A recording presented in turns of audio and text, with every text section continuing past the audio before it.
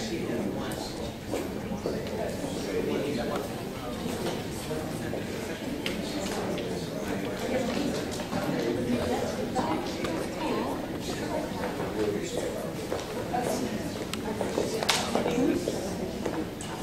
everybody, can everybody hear me or do I need to use the microphone? Are we good? Okay. So, welcome. Thank you for coming. My name is Maxine Islander and I'm the Seattle representative for Moms Demand Action for Gun Sense in America, which is previously known as 1 Million Moms for Gun Control. I became a US citizen on the 12th of December 2012. When I woke up on December 14th, I saw the news of the Sandy Hook Elementary School massacre and those 20 innocent lives, 20 of them children the same age as my oldest daughter.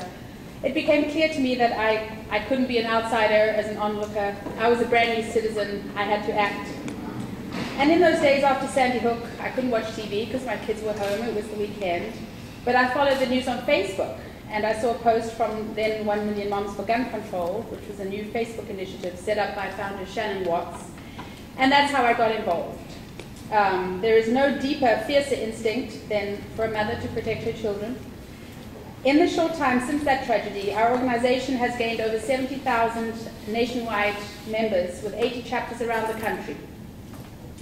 We're a very diverse group, even though it says we're moms. Everybody's welcome. We're united by our concern for the safety of our children in the face of rising gun violence and spurred to action by this horrific event that happened. Moms Demand Action was founded to demand action now on the following 4 points. Number 1, to ban assault weapons and ammunition magazines that hold more than 10 rounds. Number 2, to require background checks for all gun and ammunition purchases. Number 3, to report the sale of large quantities of ammunition to the ATF and ban online sales of ammunition. And number 4, to counter the gun industry lobbyists' efforts to weaken gun laws at the state level. Gun violence is a very serious issue in our society. To find solutions, we need expertise of many kinds, and this is why we're so thankful to our distinguished speakers today, and to Reverend Sandy Brown and First Church to open their doors for us to be able to have this meeting here today. Before I hand over the mic, if anybody would like to help us offset the costs of today's meeting, we would be very grateful, and please come and see me afterwards. Any donations above the amount we need to cover these costs will go to Moms Demand Action. Now I'd like to introduce Jessica Troopin of the Come Home Alive initiative, who will tell us how she became involved and speak on some housekeeping matters. My name is Jessica Troopin. I'm the co-founder of CHI, the Come Home Alive initiative, and we are a group of parents, educators, and activists who came together in the wake of the Newtown shootings to lobby for legislation, dismantle our nation's culture of fear and violence, and raise awareness of peaceful alternatives. I've cared about this issue for a long time. My daughter was at a Jewish Federation day camp the day of those shootings in 2006. Earlier that year, I was at the Starbucks at 23rd and Madison when a police officer came in to get coffee for other officers who were working at the scene of the Capitol Hill shooting. And I'm never going to forget the grief on his face. And then I found out about the Cafe Racer shooting, which was less than 2 miles from my daughter's school, when a good friend texted me to say that she'd be picking her up that day and walking her home. But it wasn't until my childhood best friend texted me on December 14th that her kids were in lockdown that I finally realized that enough was enough and that we needed to start talking and we needed to start doing. I offered to open my living room every other Sunday at 3 p.m. Until we had done something. So many people want to do something, and so many people don't know what to do, so that's why we're here today, to do something. A couple of notes. This is a highly contentious issue, and we totally understand that. So we're going to request the following from all of our participants. Step forward, step back. This means to give everybody a chance to ask their questions and have them answered. Listen, don't judge, and don't name call. Treat everyone like a human being and with the respect and the dignity that they deserve. So that's pretty much it. I'm going to turn the mic over to Council Member Tim Burgess next.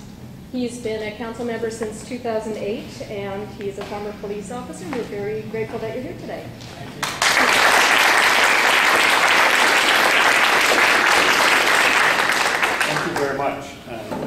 for turning out for an important topic like this that affects our city and the entire state of Washington.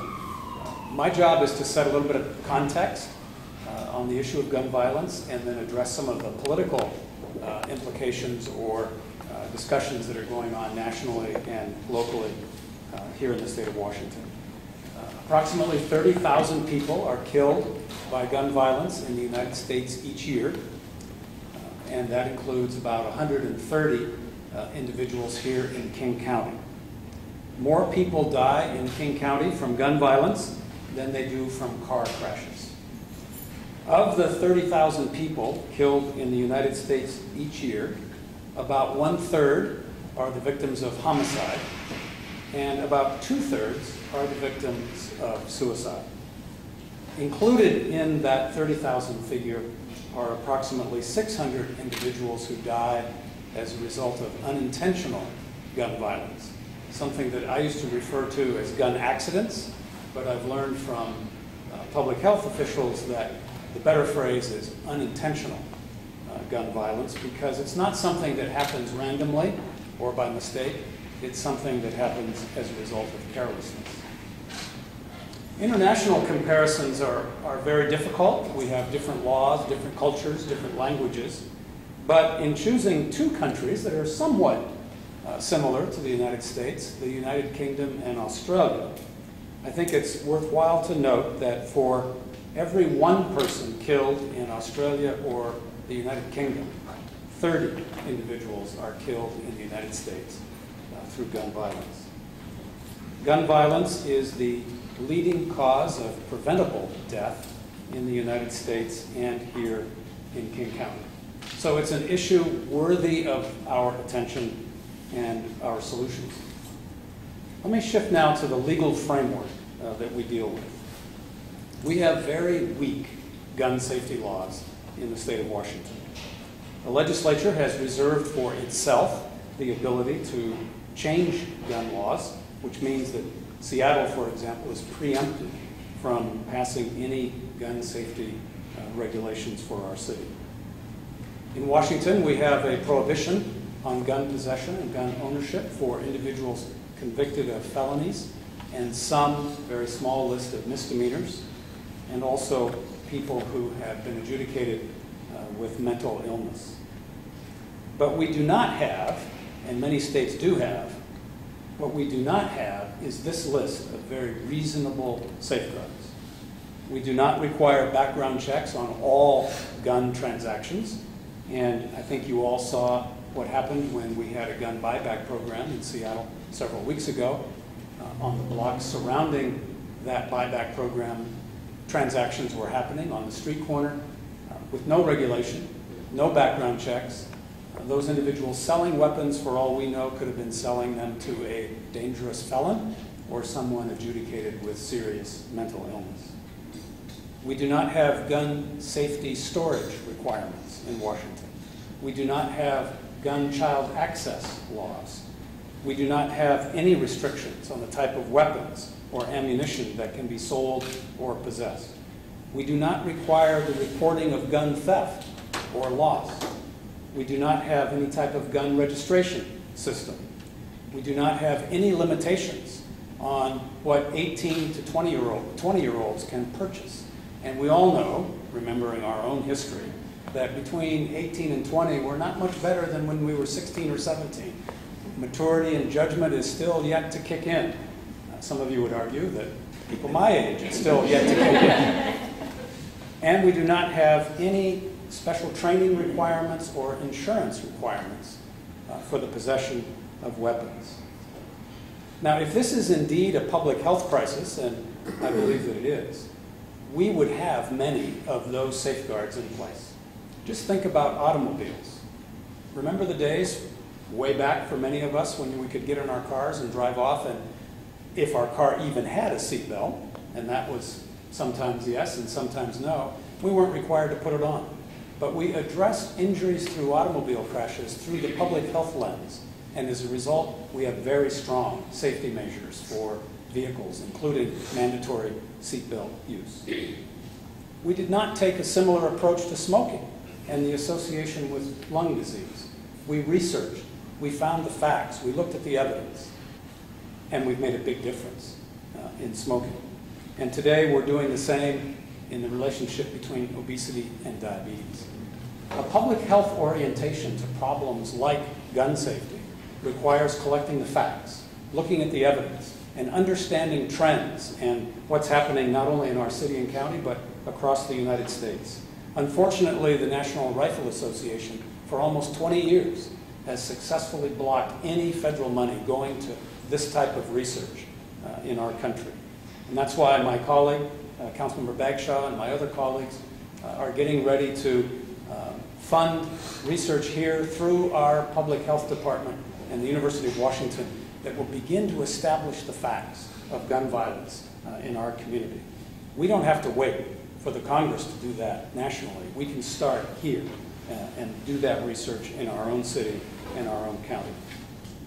We've also asked the legislature to take some very practical, reasonable steps, like closing the gun show loophole, so that all firearms transactions go through the national reporting and background checking system.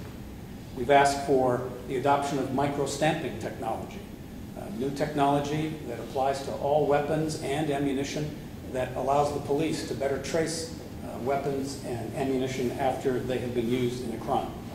We've asked that assault weapons and large capacity magazines be banned, as is the case in several states today.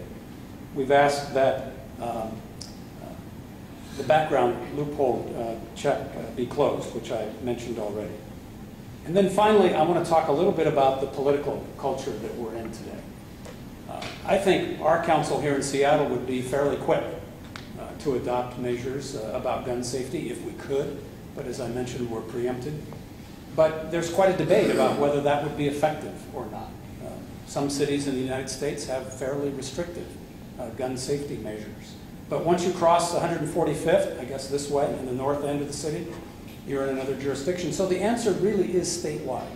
And that's why we are urging the legislature to take very reasonable steps toward improving gun safety. But believe me, the pressure is strong.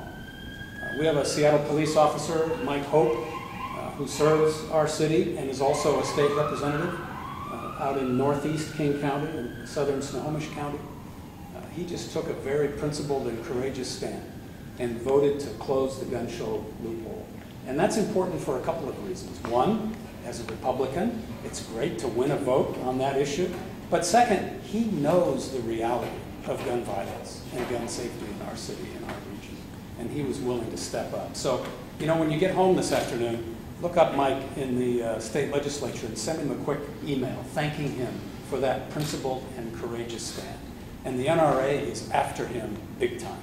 He's had a 100% rating from the NRA, and he deviated just this one little time, and they're flooding his district with mailers and phone calls, calling him all kinds of names, and we need to stand with him and say, Mike, thanks for making a principled and courageous stand. Other legislators need to hear from you as well. In a couple of weeks, our council is going to be considering some measures that I've put forward. One of them to fund that research that I talked about. Another to fund mental health crisis intervention. And admittedly, this is after the fact. But when incidents like Sandy Hook or natural disasters or terrorism or whatever happens, there's often a lot of mental health crisis that results from that. In Seattle and King County, we have an excellent triage system for physical injuries. Harborview does a great job. Regionally, our hospitals and medical professionals are integrated in a network. They know exactly how many beds they have for this type of injury or whatever. But we don't do that well on the mental health side.